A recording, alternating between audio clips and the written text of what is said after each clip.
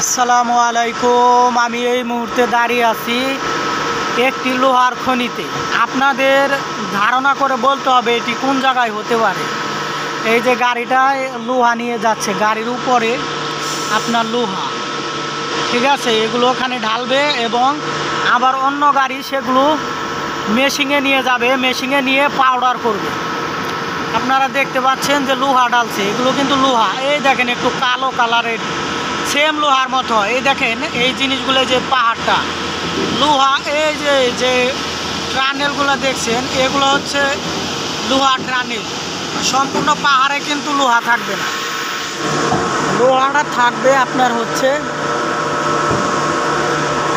পাহাড়ের ভিতরে বিভিন্ন জায়গায়। লোহা, স্বর্ণ, পিতল, এগুলো সব জায়গায় থাকবে।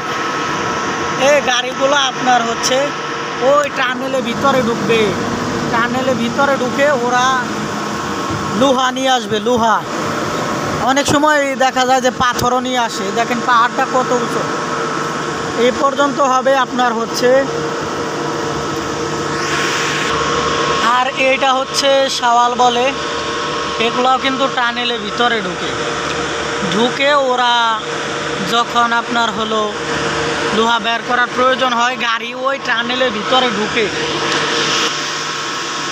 এই টানেলের ভিতরে গাড়ি ঢুকে। ওই যে একটা যাচ্ছে, যেটা গেল ওইটা এখন ওই টানেলে ঢুকবে। দেখবেন ওই যে টানেল, ওই যে গাড়ি ঢুকে যাচ্ছে।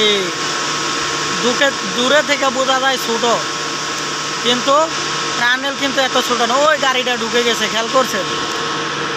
আর এই সমস্ত জায়গায় আপনার এই বেকো, যেগুলোকে মেশিন, তারপরে আপনার এই যে শাওয়াল, ঠিক আছে। আর এই পাশে দেখেন এই যে হাওয়া দিতেছে, অক্সিজেন দিতেছে ভিতরে ওই পাইপটা দিয়ে।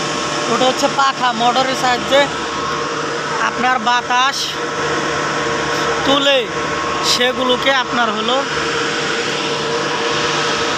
ভিতরে অক্সিজেন দিতেছে, এই আর কি। যাই হোক, লোহার খনিতে অনেকেই কাজ করে, বাংলাদেশিরা, চীনারা, বিভিন্ন দেশের লোকজন কাজ করে। কারণ বিশেষ করে এই সমস্ত ক্ষেত্রে চীনারা পারদর্শী বেশি, সাহস, পরিশ্রম, ভিতরে সব কিছুই করতে হয় আর কি।